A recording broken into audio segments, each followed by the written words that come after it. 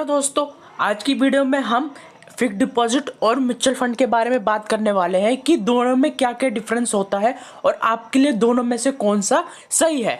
अगर आप ये वीडियो देखने में इंटरेस्टेड है तो इस वीडियो को लास्ट तक देखना, ताकि आपको ये तय करने में आसानी हो सके कि आपको एफडी में म्यूचुअल फंड में दोनों में से किस में इन्वेस्टमेंट करना चाहिए। अगर आपको हमारी वाली वीडियो पसंद आए तो इसे like, comment, share and subscribe जरूर करना। इस वीडियो को लास्ट तक देखना ताकि आपको इसके रिलेटिव में सारी नॉलेज मिल सके। चलो हम वीडियो शुरू करते हैं। पहले हम अगर एफडी की बात करें तो फिक्स्ड डिपॉजिट एक ऐसा डिपॉजिट होता है जिसके अंदर आप एक स्पेसिफिक मनी को कुछ टाइम के लिए बैंक में जमा करके रखते हैं। इसके बदले में बैंक आपको कुछ परसेंट का इंटरेस्ट देता है। ये इंटरेस्ट लगभग 4 से 6% तक का रहता है। इसी को एफडी कहा जाता है। अगर हम म्यूचुअल फंड की बात करें तो म्यूचुअल फंड एक तरह का फंड होता है, यानी पोर्टफोलियो होता है, जिसके अंदर आप पैसे लगा के शेयर मार्केट का इनडायरेक्टली इन्वेस्टमेंट करते हैं। अब मान लीजिए कि अगर आपको रिलायंस के शेयर खरीदने हैं लेकिन आपके पास केवल अभी 500 रुपये है, आप 500 रुपये से रिलायंस के शेयर नहीं खरीद सकते। जब भी आप म्यूचुअल फंड में इन्वेस्टमेंट करके म्यूचुअल फंड के जरिए आप रिलायंस के शेयर खरीद सकते हैं। म्यूचुअल फंड एंड एफडी दोनों ही एक लॉन्ग टर्म इन्वेस्टमेंट के लिए होता है, जिसके अंदर आपको अपने पैसे को लॉक करके रखना पड़ता है।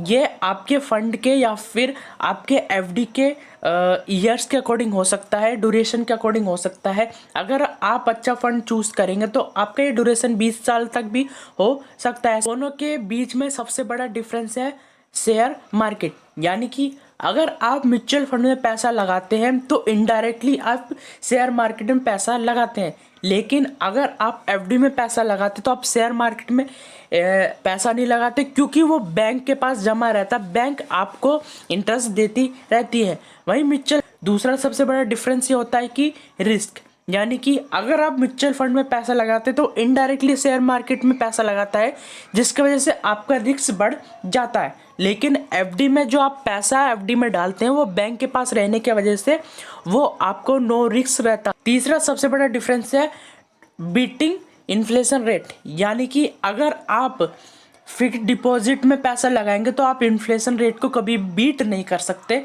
यानी कि हरा नहीं सकते। इन्फ्लेशन रेट वो रेट होती है जो कि आपके महंगाई को दर्शाती है, यानी कि अगर आप कोई वस्तु इस साल 10,000 की खरीद रहे हैं तो वो वस्तु 10 साल बाद 10,000 की ना मिलके महंगी हो चुकी होगी। इसी को इन्फ्लेशन रेट या फिर महंगाई रेट कहा जाता है।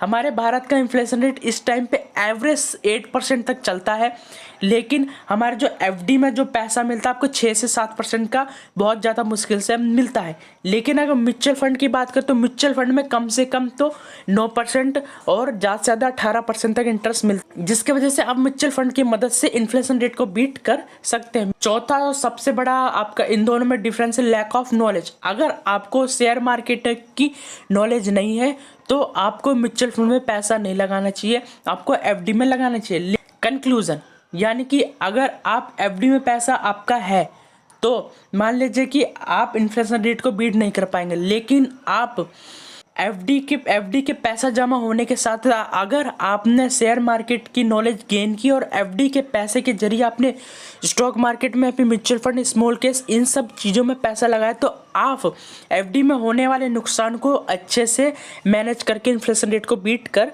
सकते हैं। अगर आप म्यूचुअल फंड में पैसा लगाते हैं तो आपको म्यूचुअल फंड के अलावा अगर आप डायरेक्ट स्टॉक मार्केट या फिर स्मॉल केस, इन दोनों में से किसी एक जगह पे अगर आप पैसा लगाएंगे तो ज़्यादा बेनिफिशियल हो सकता है। आपको हमारी वीडियो देखकर ये पता चल गया होगा कि म्यूचुअल फंड और एफडी में क्या अंतर होता है। आपको ये भी पता चल गया होगा कि आप दोनों में से किस में ज़्यादा बेहतर डील कर सकते हैं।